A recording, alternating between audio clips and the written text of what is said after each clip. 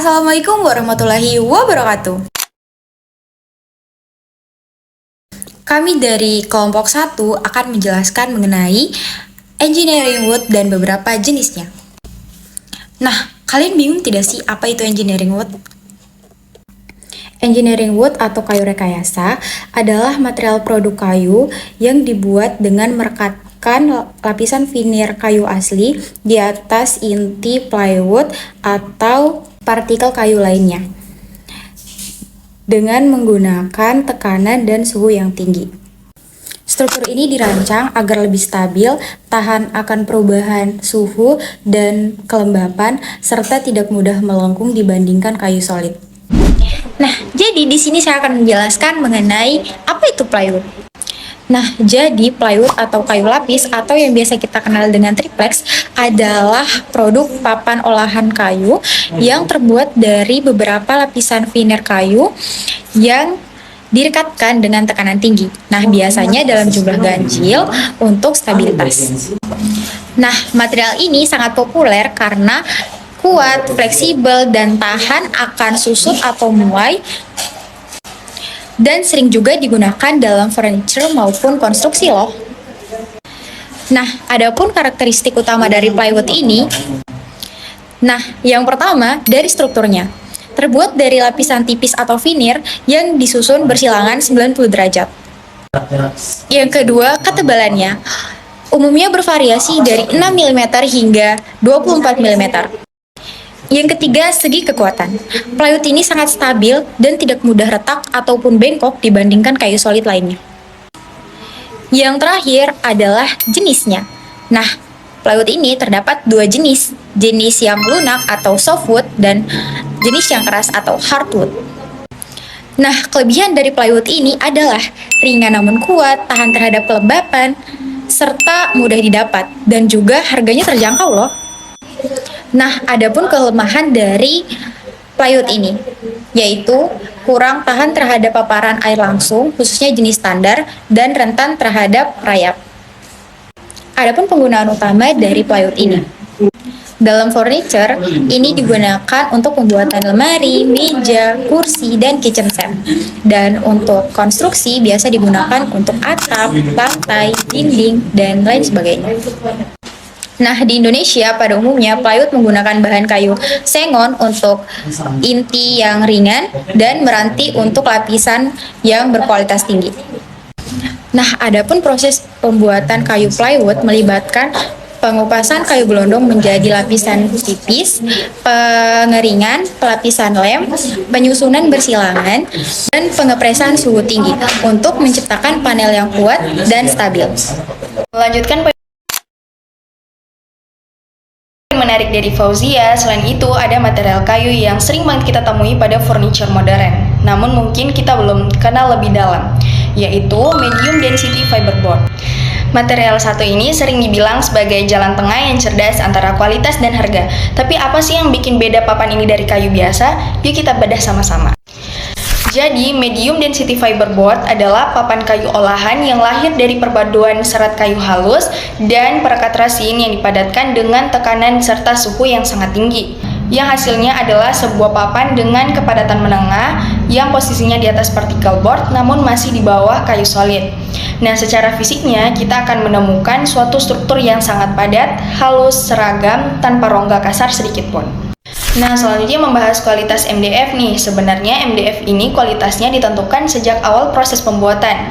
Dimulai dari pemilihan kayu seperti pinus, eukaliptus yang dipotong menjadi kepingan kecil, lalu kita bersihkan secara total dari kotoran. Nah, setelah dibersihkan dari kotoran, kepingan-kepingan ini kita masak dengan uap yang panas dalam mesin refiner hingga terurai menjadi serat-serat individual yang halus. Serat inilah yang nantinya akan dicampur dengan perekat khusus, lalu dihamparkan menjadi matras dan ditekan dalam mesin hot press hingga menyatu permanen menjadi lembaran-lembaran yang solid. Setelah itu kita dinginkan. Setelah melalui proses pendinginan, step selanjutnya akan dilakukan pengamplasan presisi. Setelah selesai, barulah kita akan mendapatkan papan MDF yang siap kita gunakan.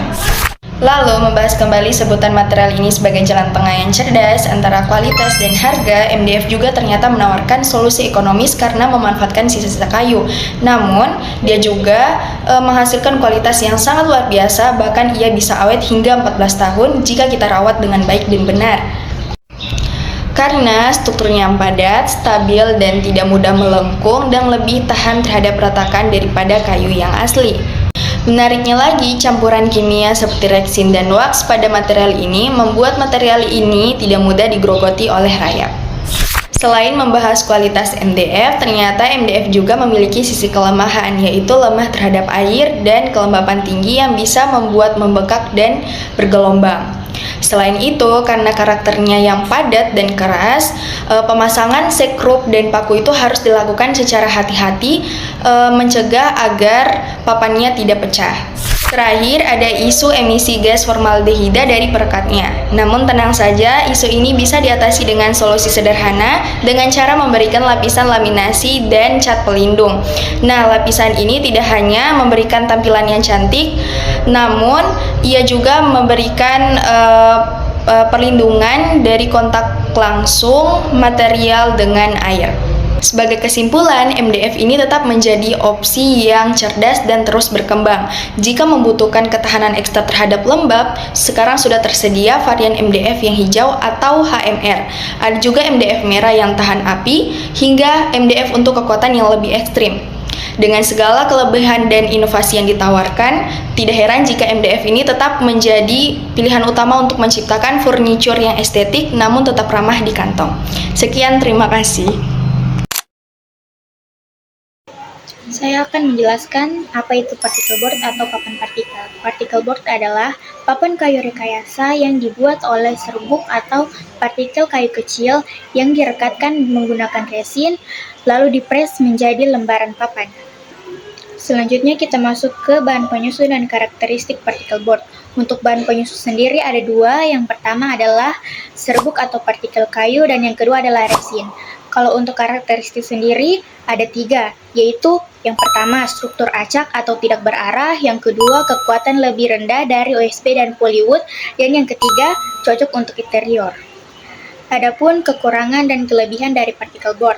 Untuk kelebihan dari particle board, yang pertama itu harganya murah, yang kedua ringan, dan yang ketiga bisa memanfaatkan limbah kayu. Adapun kekurangan dari particle board sendiri, yang pertama itu dia tidak tahan air, dan yang kedua mudah mengembang jika basah. Penjelasan terakhir mengenai particle board yaitu penggunaan. Particle board lebih banyak digunakan untuk kebutuhan interior atau furnitur karena sifatnya yang ringan dan ekonomis. Untuk pengaplikasian utama particle board sendiri yaitu untuk lemari dan rak, untuk meja dan tempat tidur, terus kitchen set, lalu ada panel interior dan partisi ringan. Particle board jarang digunakan untuk struktur utama karena kekuatannya lebih rendah dibanding OSB atau polywood.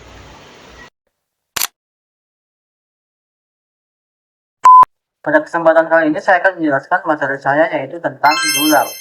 Bulam adalah produk kayu rekayasa yang dibuat dengan menyatukan beberapa lapisan papan kayu atau yang disebut dengan laminat.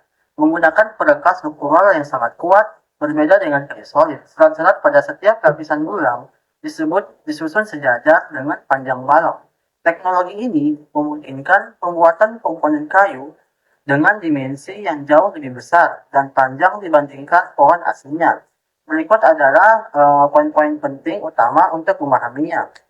Yang pertama adalah struktur lapisannya, terdiri dari minimal 3 bilah kayu yang ditumpuk secara horizontal. Berbeda dengan kayu lapis triplek, serat kayu pada setiap lapisan bulam disusun sejajar dengan panjang balok. Yang kedua ada kekuatan rekayasanya. Dengan menyatukan potongan-potongan kecil, cacat alami kayu atau seperti mata kayu atau retakan dapat dihilangkan atau disebar sehingga menghasilkan material yang lebih kuat dan stabil daripada kayu utuh dari pohon yang sama. Dan yang keempat, alternatif baja. Karena kekuatannya, bulam sering digunakan sebagai pengganti baja atau beton untuk struktur utama bangunan jembatan dan atap bentang lebar. Adapun kelebihan dan kekurangan dari kayu bulam ini, untuk kelebihannya yang pertama kekuatan struktural yang luar biasa. Rasio kekuatan terhadap beratnya sekitar 3 kali lebih kuat daripada baja. Dan yang kedua, stabilitas dimensi tinggi. Ulam lebih tahan terhadap penyusutan, getaran, retak, dan perubahan bentuk karena lapisan kayunya telah melalui proses pengeringan sebelum dilaminasi. Selanjutnya yaitu fleksibilitas desain arsitektural. Karena diproduksi secara fabrikasi, ulam dapat dibuat dalam berbagai ukuran dan bentuk, termasuk bentuk melengkung yang sulit dicapai oleh kayu solid. Dan yang keempat, ketahanan terhadap api. Selanjutnya yaitu ada kekurangan dari kayu ulam. Yang pertama, biaya lebih mahal. Harga ulam cenderung lebih tinggi daripada kayu solid atau produk kayu standar lainnya karena melibatkan proses manufaktur yang kompleks dan teknologi tinggi. Yang kedua, kerentanan terhadap kelembapan. Meskipun sering dipasarkan untuk penggunaan luar ruangan, ulam dapat mengalami pembusukan atau penurunan kualitas jika terpapar kelembapan tinggi terus-menerus tanpa perlindungan atau lapisan yang tepat. Yang selanjutnya, keterbatasan produksi. Di beberapa wilayah, ketersediaan ulam masih terbatas karena hanya sedikit produsen yang memiliki teknologi fabrikasi yang memadai. Selanjutnya, risiko delaminasi. Jika kualitas berekat buruk atau terjadi kesalahan teknis saat pengepresan, lapisan-lapisan kayu dapat terpisah, yang dapat menyebabkan kegagalan struktur. Selanjutnya, masalah kesehatan. Penggunaan perekat tertentu yang mengandung formaldehida dalam proses pembuatannya dapat menimbulkan kekhawatiran terkait emisi bahan kimia bagi kesehatan penghuni. Adapun penggunaan kayu ulam di Indonesia terus berkembang seiring dengan tren arsitektur berkelanjutan dan kebutuhan akan struktur bentang lebar dan estetis, yaitu terdapat pada fasilitas olahraga dan aula. Bentang lebar. Ulam umum digunakan di Indonesia sebagai rangka bangunan bentang lebar atau bisa mencapai lebih dari 50 meter, seperti atap stadion atau aula pertemuan, karena kemampuannya menahan beban berat tanpa banyak pilar penyangga. Dan yang selanjutnya yaitu yang ada di Indonesia yaitu restoran dan ruang komersial. Banyak tempat makan bertema Jepang atau modern di Indonesia yang menggunakan ulam untuk menciptakan suasana hangat dan fungsional melalui elemen interior maupun struktur atap yang terekspos. Baik, itu materi saya yang saya paparkan. Terima kasih. Baik, saya akan menjelaskan tentang apa itu Oriented Strand Board atau OSB.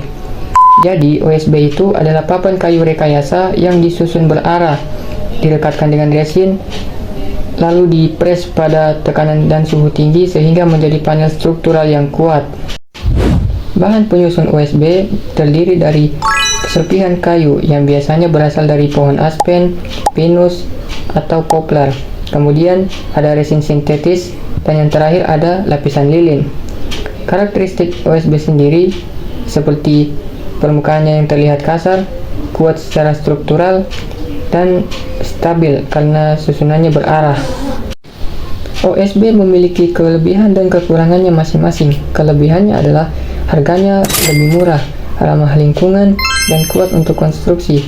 Sedangkan kekurangannya adalah tidak tahan air dalam jangka panjang, pada bagian tepi papan mudah mengembang apabila terkena air, dan tampilannya kurang halus untuk digunakan sebagai finishing pada bagian interior.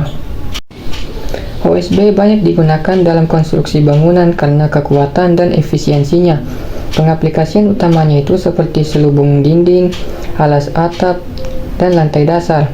Selain itu, OSB umumnya digunakan sebagai material struktural pengganti plywood pada bangunan rumah dan gedung ringan.